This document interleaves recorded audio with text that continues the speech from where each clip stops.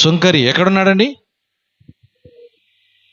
దూరంగా ఉన్నాడు కదా. మనం లూకా సువార్త 15వ అధ్యాయంలో 13వ వచనంలో ఎంత దూరం ఉన్నాడండి? వాళ్ళిద్దరు ఎక్కడికి వచ్చినారు? దేవాలయానికి వచ్చినారండి. వాళ్ళిద్దరు ఎక్కడికి వచ్చినారు? దేవాలయంలో ప్రార్థన చేసేందుకు వచ్చినారు.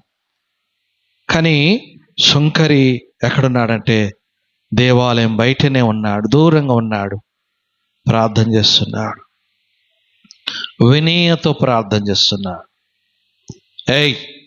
ఏం ప్రార్థన చేస్తున్నాడు? వినయ హృదయ కలిగిన ప్రార్థన చేస్తున్నాడు.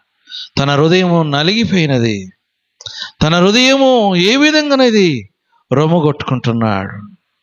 ఇదిగో కన్నీరు కారుస్తున్నాడు. కనులెత్తుటకు కూడా కనులు సరిపోతలేదు. తన ప్రార్థన